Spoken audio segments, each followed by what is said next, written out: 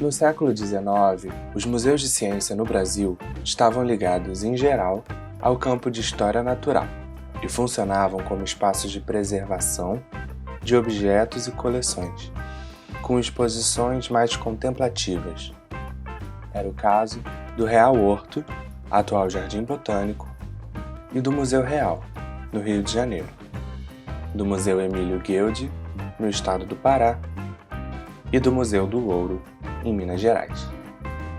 Isso começou a mudar na década de 1920, quando o antropólogo Edgar Roquette Pinto fundou o Departamento de Educação do Museu Nacional, visando atrair um público mais diverso ao espaço, para além das elites. Nas décadas subsequentes, a maioria das tentativas de criar museus de ciência falhou. A proposta de um grupo que incluiu o divulgador científico José Reis, ao então governador do estado de São Paulo, em 1946, por exemplo, ficou no papel. Em 1954, outro grupo de pessoas, novamente incluindo José Reis, concebeu um museu de ciência, com estatutos e diretoria, inspirado em instituições internacionais como o Museu Nacional dos Estados Unidos, o Museu de Ciência e da Indústria de Chicago, o Palácio da Descoberta, em Paris, e o Museu de Ciência de Londres. Mais uma vez, a proposta não saiu do papel, mas um dos integrantes do grupo, Aristóteles Orsini, conseguiu realizar parte do sonho, a instalação do planetário da cidade de São Paulo, no Parque Ibirapuera, em 1957.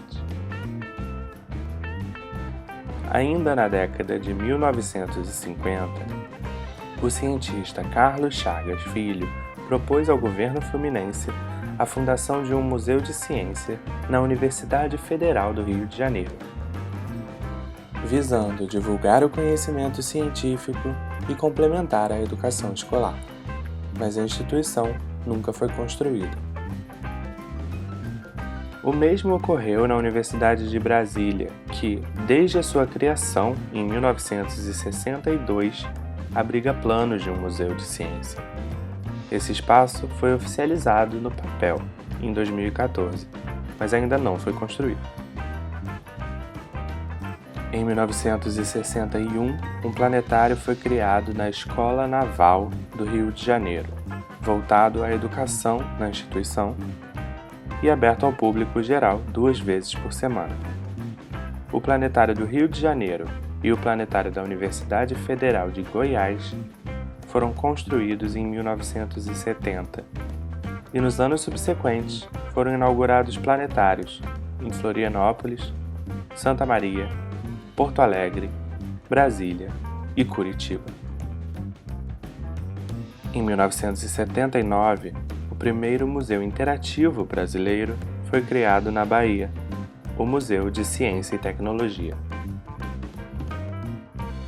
A década de 1980 viu a fundação de instituições como o Centro de Divulgação Científica e Cultural, em São Carlos, o Espaço Ciência Viva e o Museu de Astronomia e Ciências Afins, no Rio de Janeiro, e a Estação Ciência, em São Paulo. Pelo menos 45 novos centros e museus de ciência surgiram nos anos 1990. Entre eles, o Museu de Ciência e Tecnologia da Pontifícia Universidade Católica de Porto Alegre, o Espaço Ciência, em Recife, a Casa da Ciência da Universidade Federal do Rio de Janeiro e o Museu da Vida, da Fiocruz, no Rio de Janeiro. Nos anos 2000, vários outros museus também foram criados no país. Embora museus de ciência existam no Brasil há mais de 200 anos, esse campo só se tornou robusto e proeminente nos últimos 30, com a criação de centenas de instituições, a definição de políticas públicas e a fundação, no ano 2000, da Associação Brasileira de Centros e Museus de Ciência. Esse histórico, no entanto, está vulnerável à instabilidade de financiamento e políticas públicas por parte do Estado com relação ao campo da ciência e tecnologia. A jovem democracia brasileira sofreu muitas oscilações nas últimas décadas, na valorização dos campos da cultura, educação e divulgação científica. Além disso, ainda há a questão da falta de inclusão nos museus de ciência brasileiros. Essas instituições são pouco acessíveis a pessoas com deficiência, cidadãos com níveis mais baixos de escolaridade e populações que vivem geograficamente distante dos centros urbanos.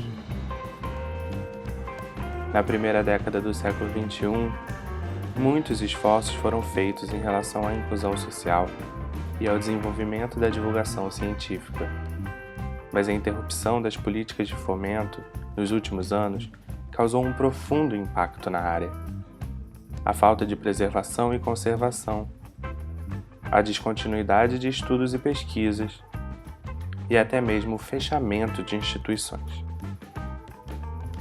Apesar disso, diversos setores da sociedade seguem lutando por uma maior valorização dos espaços museais como fundamentais para a cultura científica do país.